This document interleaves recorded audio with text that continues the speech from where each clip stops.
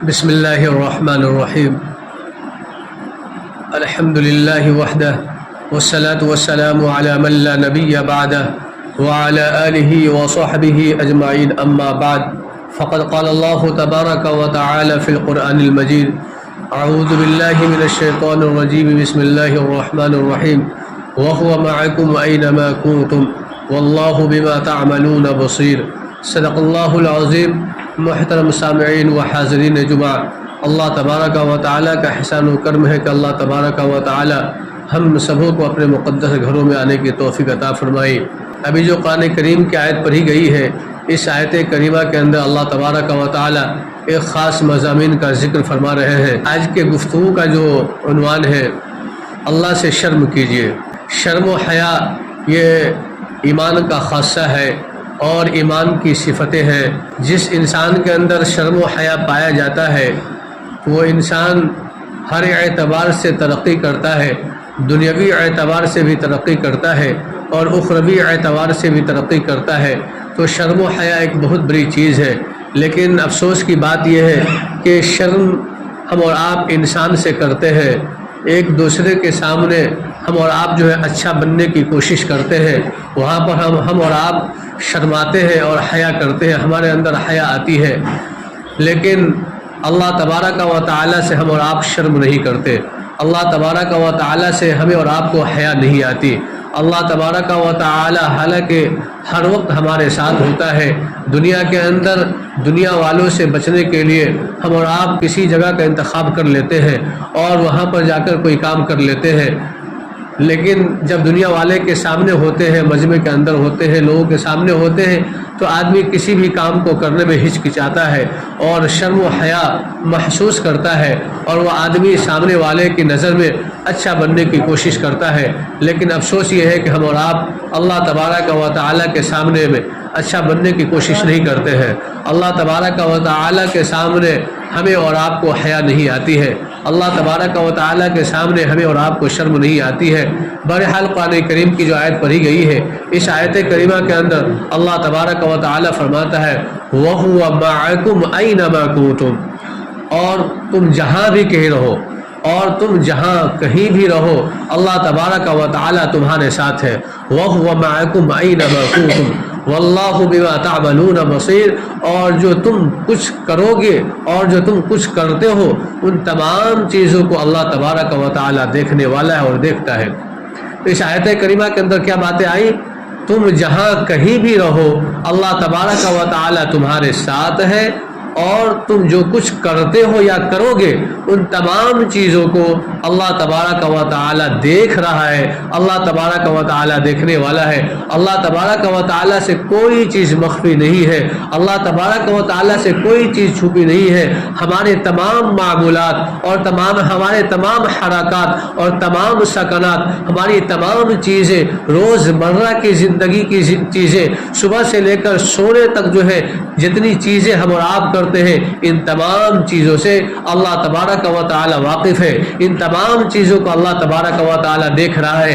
دنیا والا دیکھے یا نہ دیکھے، لیکن اللہ تبارک و تعالیٰ دیکھ رہا ہے. لیکن ہم اور آپ دنیا والوں کے سامنے شرم محسوس کرتے ہیں. کوئی غلط کام ہو جائے، اس سے ہم اور آپ بچنے کی کوشش کرتے ہیں کہ لوگوں کے سامنے ہم ذلیل نہ ہو جائے اور لوگوں کے سامنے ہماری حقارت نہ ہو جائے، لوگوں کے سامنے ہم اور آپ حقیر نہ سمجھے جائیں اور لوگ جو ہے ہمیں اور آپ کو بری نظر سے دیکھنے والے نہ ہو جائیں، جس کی بنیاد پر ہم اور آپ جو ہے دوسرے کے سامنے، انسانوں کے سامنے اچھا بننے کی کوشش کرتے ہیں اور وہاں پر برے کام کرنے سے شرماتے ہیں اور لجاتے ہیں اور حیا کرتے ہیں. لیکن وہ اللہ تبارک و تعالی جو ہمارے ساتھ ہوتا ہے، ہمیشہ ہوتا ہے، ہر وقت ہوتا ہے، ہر آن ہوتا ہے، ہر لمحہ ہوتا ہے، ہر جگہ ہوتا ہے، خلوت میں بھی ہوتا ہے، جلوت میں بھی ہوتا ہے، تنہائی میں بھی ہوتا ہے اور تنہائی کے علاوہ بھی ہوتا ہے، مجمع میں بھی ہوتا ہے اور غیر مجمع میں بھی ہوتا ہے.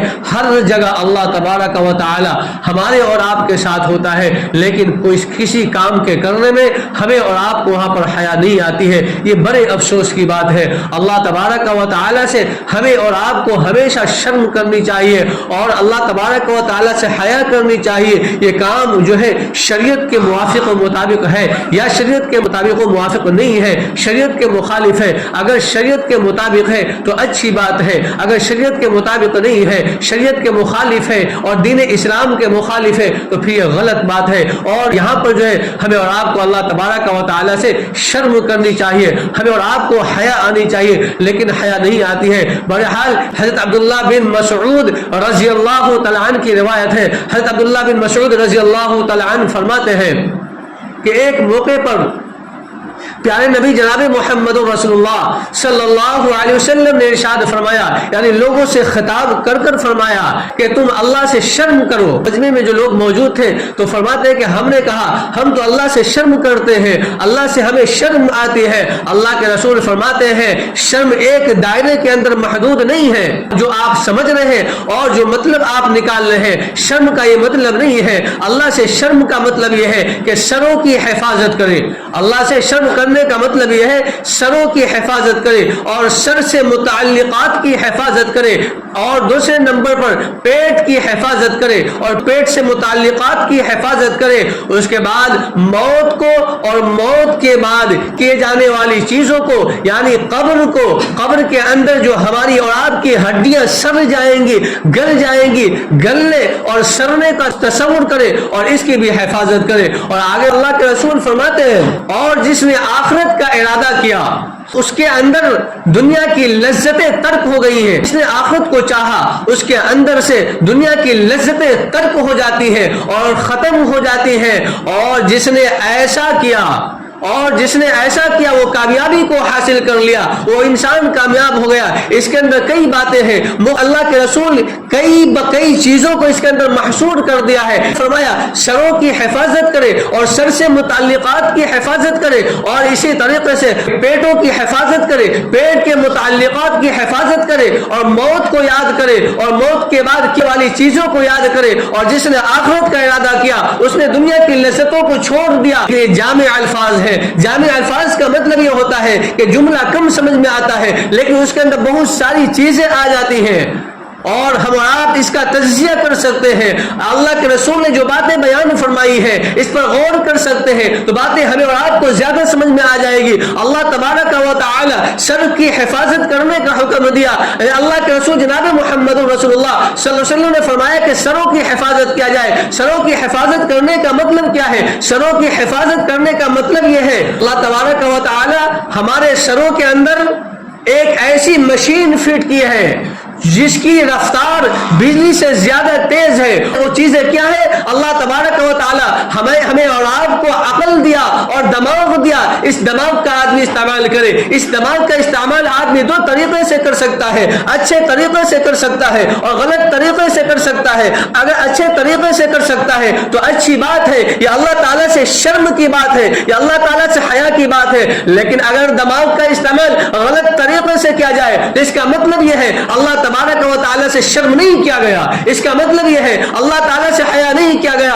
انسان جو ہے اس دماغ کے ذریعے اچھی باتیں بھی سوچ سکتا ہے اور اس دماغ کا ہر ایک چیز سے تعلق ہے، اس دماغ کا گفتگو سے بھی تعلق ہے، اس دماغ کا کاروبار سے بھی تعلق ہے، اس دماغ کا معاملات سے بھی تعلق ہے، اس دماغ کا معاشرات سے بھی تعلق ہے، اس دماغ کا سماجی تعلقات سے بھی تعلق ہے، یعنی اس دماغ کے اوپر تمام چیزیں منحصر ہیں۔ ہم اور آپ اس کا تجزیہ کر سکتے ہیں۔ اگر دماغ کے اندر فتور آ جائے، دماغ کا توازن ختم ہو جائے، پاگل پن پیدا ہو جائے تو اس انسان کوئی بھی کام نہیں کر سکتا ہے، اچھی چیزوں کو نہیں سوچ سکتا ہے، بری چیزوں کو انسان سوچے گا، غلط چیزوں کو سوچے گا۔ جس کے دماغ کا توازن خراب ہو جاتا ہے، جس کا دماغ خراب ہو جاتا ہے وہ جانور سے بھی بدتر ہو جاتا ہے۔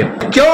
اس لیے کہ جانور کے اندر کم از کم یہ باتیں پائی جاتی ہیں کہ ہمارا دشمن کون ہے اور ہمارا دوست کون ہے، اور جانور کے اندر یہ باتیں پائی جاتی ہیں ہمیں کیا چیز کھانی ہے اور کیا چیز نہیں کھانی ہے۔ لیکن دماغی توازن خراب ہو جاتا ہے، انسان پاگل ہو جاتا ہے تو اسے اس بات کی تمیز نہیں ہوتی ہے ہمارا دشمن کون ہے، ہمارا دوست کون ہے، اس کی تمیز انسان نہیں کر سکتا ہے اور نہیں کر پاتا ہے، اور ہمیں کیا کھانا ہے اور کیا نہیں کھانا ہے اس کے اندر بھی فرق پیدا نہیں کر سکتا ہے اور نہیں کر پاتا ہے۔ جب دماغی توازن بگڑ جاتا ہے، جب انسان کے اندر جنون پیدا ہو جاتا ہے اور پاگل پن سامنے آ جاتا ہے. تو دماغ ایک اللہ تعالیٰ کی ایک عظیم نعمت ہے اور ایک عظیم ایسی نعمت ہے جس کا ہم آپ تصور نہیں کر سکتے ہیں. دنیا کے تمام چیزیں جو ہے اس دماغ کے اوپر محصور ہے, اس دماغ کے اوپر اس کا مدار ہے. ہر ایک انسان ہر ایک کام جو ہے دماغ کے اوپر کرتا ہے, دماغ سے کرتا ہے. دماغی کے اعتبار سے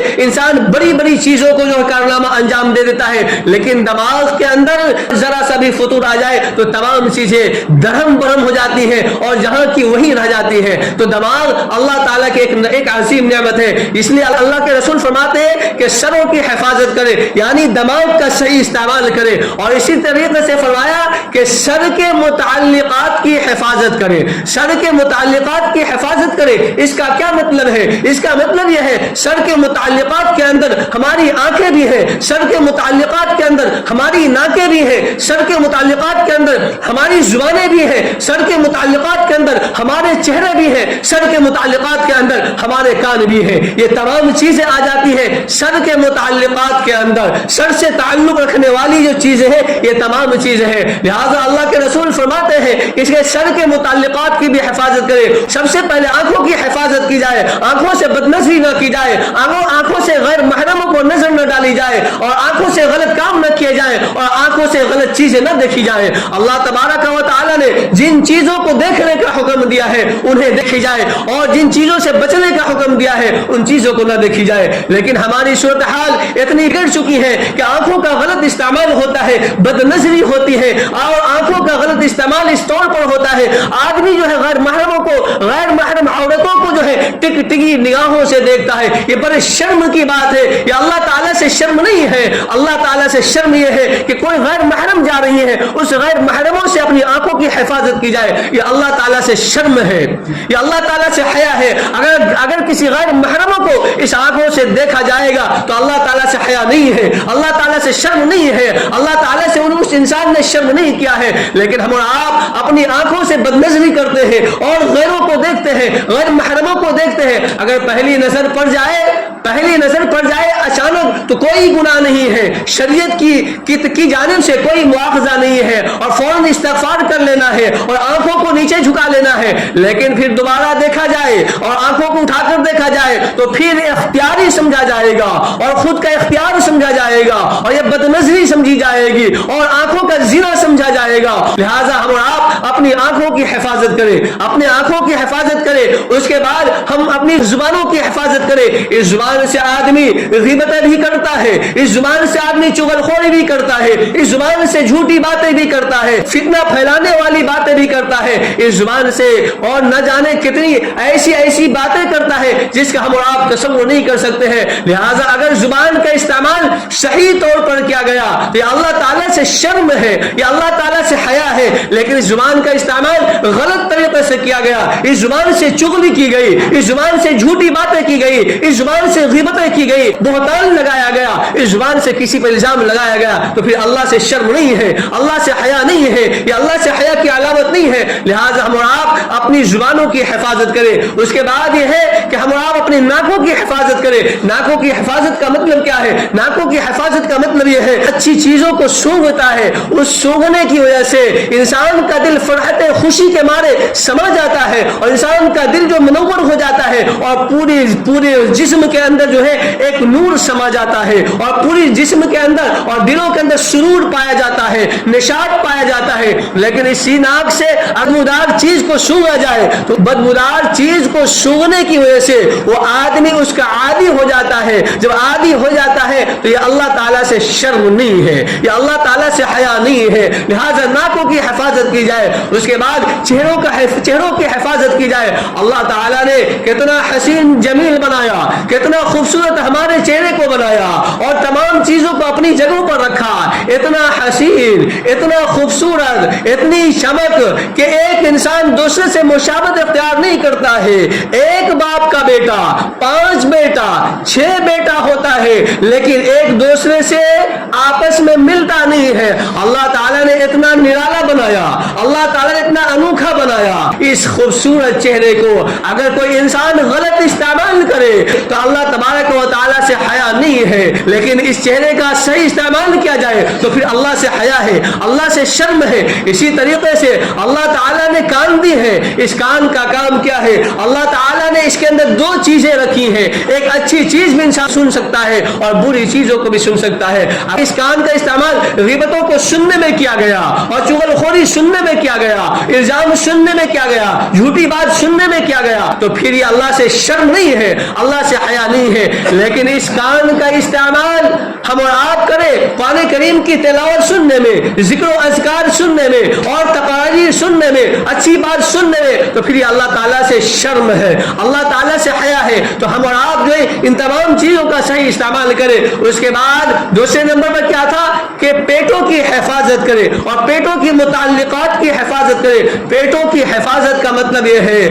کہ پیٹ کے اندر حرام کھانا آنے نہ پائے, یعنی کھانا ہم حرام نہ کھائیں, غلط طریقے کا کھانا نہ کھائیں. اگر کوئی انسان حرام کھانا کھاتا ہے اللہ تبارک و تعالی فرماتا ہے دراصل وہ اپنے پیٹ میں کھانا نہیں داخل کر رہا ہے بلکہ وہ اپنے پیٹ کے اندر آگ بھر رہا ہے. آگ جس اعتبار سے ہو, جس نوعیت سے ہو, جس طریقے سے ہو, کسی کی زمین کو غصب کر کے ہو, کسی کی زمین کو ظلمن دبا کر ہو, کسی کی زمین کو ہڑپ کر ہو, کسی چیز کو چھین کر ہو, یا کسی طریقے سے ہو, پیسہ غلط طریقے سے کما کر ہو, کسی بھی طریقے سے اس پیٹ کے اندر حرام کھانا پہنچایا گیا تو وہ ایسا ہے کہ اس نے اپنے پیٹ کے اندر کھانا نہیں پہنچایا بلکہ آگ بھرا ہے, آگ. اسی طریقے سے پیٹ کے متعلقات کیا ہے؟ پیٹ کے متعلقات شرمگاہ ہے. شرمگاہ کا استعمال صحیح طور پر کیا جائے. اگر یہ استعمال غلط طریقے سے کیا جاتا ہے تو اللہ تعالیٰ سے شرم نہیں ہے, اللہ تعالیٰ سے حیا نہیں ہے. لیکن اس کا استعمال صحیح طور پر کیا جاتا ہے تو پھر اللہ تعالیٰ سے حیا ہے, اللہ تعالیٰ سے شرم ہے. اللہ کے رسول جناب محمد رسول اللہ صلی اللہ علیہ وسلم نے ارشاد فرمایا کہ تم دو باتوں کی ضمانت دے دو, تم دو باتوں کی مجھے گارنٹی دے دو, ہم جو ہے جنت کی گارنٹی تم سے لیتے ہیں, یعنی جنت کی گارنٹی ہم دینے کو تیار ہے. وہ دو باتیں کیا ہے؟ ایک بات یہ ہے کہ ہم دونوں جبروں کے درمیان جو چیزیں ہیں اس کی حفاظت یعنی زبانوں کی حفاظت کی جائے, زبانوں کا استعمال صحیح طور پر کیا جائے, اور دونوں ٹانگوں کے بیچ کی جو چیزیں ہیں یعنی شرمگاہ اس کا صحیح استعمال کیا جائے, غلط استعمال نہ کیا جائے. بہرحال یہ کیا ہو گئی؟ پیٹ اور پیٹ سے متعلقات کی حفاظت. اس کے بعد کیا تھا؟ موت کو یاد کرنا, اور موت کے بعد جو باتیں ہوں گی ان چیزوں کو یاد کرنا. موت کو یاد کرنا, ایک دن موت آئے گی, موت تو آنی ہے, موت کا کوئی بھی انکار نہیں کر سکتا. دنیا کے اندر ہر ایک چیز کے اندر اختلاف ہے, ہر ایک چیز کے اندر اختلاف کیا گیا ہے. اللہ کو انسان کو ایسا بھی ہے اللہ کو مانتا نہیں ہے, کوئی انسان ایسا بھی ہے جو سمجھتا ہے کہ تین ملا کر ایک خدا ہے, کوئی ایسا بھی ہے جو سمجھتا ہے اللہ تعالیٰ کا کوئی معاون ہے, کوئی ایسا بھی ہے جو اللہ تعالیٰ کو سرے سے مانتا نہیں, کوئی ایسا بھی ہے جو نبی کو مانتا نہیں, جو کوئی ایسا قرآن کو مانتا نہیں. تمام اختلافات کے باوجود موت کا انکار کوئی نہیں کرتا. کسی بھی مذہب سے تعلق رکھنے والا انسان ہو, تمام انسان اور ہر انسان جو ہے موت کو مانتا ہے اور سمجھتا ہے کہ موت آنی ہے اور موت آ کر رہے گی. تو موت کو یاد کرنا, اور موت کے بعد قبر کے اندر ہمارا اور آپ کا اعمال دیکھا جائے گا, اور قبر کے اندر ہمیں اور آپ کو ڈال دیا جائے گا. اتنا اچھا خاصا جسم, جس کے جسم کے اندر شوٹ بوٹ پہننے والا انسان, اور اتنا خوبصورت انسان جسم کے اندر جو اعضاء اللہ نے بنایا ہے. اللہ تعالیٰ فرماتا ہے لقد خلقنا الانسان فی احسن تقویم, ہم نے انسان کو ایک خوبصورت سانچے میں ڈالا ہے. اتنا خوبصورت انسان, یہ خوبصورت انسان جب قبر میں ڈالا جائے گا, قبر میں ڈالا جائے گا تو ہمارے یہ خوبصورت جسم گل جائیں گے اور یہ خوبصورت جسم سڑ جائیں گے. کوئی بھی اس بات کی گارنٹی نہیں لے سکتا اور کوئی بھی اس کا محافظ نہیں ہے کہ قبر کے اندر ہمارے جسم کی حفاظت کر سکے. گلنے سے, سڑنے سے اور کیڑے مکوڑے لگنے سے کوئی بھی حفاظت نہیں کر سکتا ہے. لہذا قبر کو یاد کریں اور قبر کے تعلق سے سوچے کہ ہمارے بدن, ہماری ہڈیاں, ہمارے گوشت, ہمارے پوست, ہمارے جسم کے اعضاء, ہماری جسم کی چیزیں تمام گل جائیں گی, سڑ جائیں گی. اس وقت کیا ہوگا؟ وہاں پر ہمارا اور آپ کا صرف اور صرف اعمال صالحہ کام آئے گا، اعمال صالحہ ہی کام آئے گا، اعمال صالحہ کے علاوہ کچھ بھی کام نہیں آئے گا۔ یہ باتیں ہو گئی۔ اس کے بعد یہ ہے کہ جس نے آخرت کا ارادہ کیا اس کے اندر دنیا کی لذتیں ختم ہو گئی ہیں اور ترک ہو گئی ہیں۔ آخرت کا ارادہ کرنے کا مطلب کیا ہے؟ آخرت کا ارادہ کرنے کا مطلب یہ ہے ہمیں اور آپ کو یہ بات سوچنی ہے یہ دنیا ختم ہونی ہے اور آخرت آنا ہے، یوم جزا آنا ہے اور حساب کا دن آنا ہے، وہ حساب و کتاب ہونا ہے، اپنے کیے ہوئے جانے کا حساب دینا ہے اور اللہ تبارک و تعالیٰ کیا جزا ملے گا، اللہ تعالیٰ کیا بدلہ ملے گا۔ ہمارے جیسے اعمال ہوں گے، ہمارے جیسے افعال ہوں گے، جیسے حرکات ہوں گے، جیسی باتیں ہمارے اور آپ سے صادر ہوں گے، ان تمام چیزوں کا حساب کتاب ہونا ہے اور آخرت کے دن ہونا ہے اور اللہ تبارک و تعالیٰ ہمارے تمام اعمال کی بنیاد پر فیصلہ فرمائے گا، ہمارے اعمال کی بنیاد پر فیصلہ فرمائے گا۔ تو یاد رکھیں اللہ تبارک و تعالیٰ ہمیں اور آپ کو اعمال کی بنیاد پر جزا اور سزا دے گا، لیکن ہمارے جسم و جثہ کے اعتبار سے نہیں، ہماری خوبصورتی کے اعتبار سے نہیں، ہمارے علم کے اعتبار سے نہیں، ہماری شہرت کے اعتبار سے نہیں، ہمارے طاقت کی بنیاد پر نہیں اور ہمارے جو ہے کروڑ پتی ہونے کی بنیاد پر نہیں، مالداری کی بنیاد پر نہیں، غربت کی بنیاد پر نہیں، بلکہ اللہ تبارک و تعالیٰ کے یہاں جو سکہ چلے گا وہ اعمال کا سکہ چلے گا، اعمال صالحہ کا سکہ چلے گا۔ کوئی بھی انسان جو ہے اپنی عقل کی بنیاد پر اور چال بازی کی بنیاد پر، چال بازی کی وجہ سے آخرت سے نہیں بچ سکتا ہے۔ اس کا ہم اور آپ تصور کریں، پھر وہ حدیث مختصر طور پر سمجھ لیں، پھر بات جو ہے ختم کرتے ہیں۔ اللہ کے رسول نے کیا فرمایا کہ سب سے پہلے تم اللہ سے شرم کرو۔ کیا؟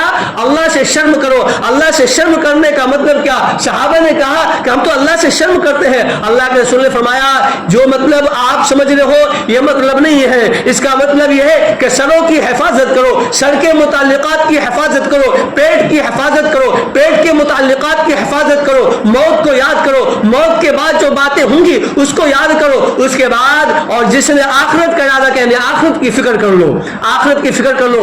اور جس نے ایسا کر لیا، یہ باتیں جو آئی ہیں، جس نے ایسا کر لیا وہ کامیاب ہو گیا۔ اور آخر میں ایک شعر کے ساتھ اپنی بات ختم کرتے ہیں، جان دی ہوئی تو اسی کی تھی، حق تو یہ ہے کہ حق ادا نہ ہو سکا، ہم نے حق ادا نہیں کیا، جیسا کہ حق ادا کرنی چاہیے، جیسا کہ اللہ کا حق ادا کرنی چاہیے ویسا ہم اور آپ حق ادا نہیں کرتے ہیں، اور جیسا اللہ سے شرم کرنی چاہیے اللہ سے شرم نہیں کرتے ہیں۔ ہم آپ آئیے ہم تمام مل کر جو ہے اللہ سے شرم کریں، اللہ سے حیا کریں۔ دنیا والوں سے شرم کرتے ہیں لیکن اللہ سے شرم نہیں کرتے ہیں، دنیا والوں کے ساتھ ساتھ اللہ سے شرم کیجئے۔ ایک خاص صفت ہے جس کے اندر شرم پایا جاتا ہے، جس کے اندر حیا پایا جاتا ہے، وہ انسان کامیاب سمجھا جاتا ہے اور کامیابی جو ہے قدم اس کی چومتی ہے۔ لہٰذا ہم تمام اپنے اندر شرم پیدا کریں، برائی سے بچے گا اور برائی کا خاتمہ ہوگا، بری چیزوں سے بچے گا، بری عادتوں سے بچے گا، برے اخلاق سے بچے گا، برے کردار سے بچے گا، برے اقوال سے بچے گا، بری بات کہنے سے بچے گا، جھوٹ سے بچے گا، غیبت سے بچے گا، چغل خوری سے بچے گا، کسی پر بہتان لگانے سے بچے گا اور غلط جملہ بولنے سے بچے گا اور اچھے کام کرے گا، مسجدوں کو آئے گا، نماز کی پابندی کرے گا، قرآن کی تلاوت کرے گا، ذکر و اذکار کرے گا، فکر الہی ہوگی، ذکر الہی ہوگی، اللہ کا دھیان ہوگا، اللہ کی محبتیں ہوگی، اللہ سے محبت مضبوط ہوگا، اللہ سے تعلق ہمارا اور آپ کا جو آپ کا مضبوط ہوگا۔ اگر یہ تمام چیزیں ہوں گی تو ہمارا اور آپ کا جو ہے دنیا بھی سنور جائے گا، آخرت بھی سنور جائے گی۔ اور ہم اور آپ دنیا میں آئے کیوں ہے کہ ہماری آخرت بھی صحیح ہو جائے اور ہماری دنیا بھی سنور جائے۔ ہم اور آپ اسی لیے آئے۔ اللہ تعالیٰ فرماتا بھی ہے ربنا آتنا فی الدنیا حسنۃ وفی الآخرہ حسنۃ وقنا عذاب النار۔ اللہ تعالیٰ سے دعا ہے اللہ تعالیٰ عمل کی توفیق عطا فرمائے، آمین یا رب العالمین۔ وآخر دعوانا الحمدللہ بالعالمین۔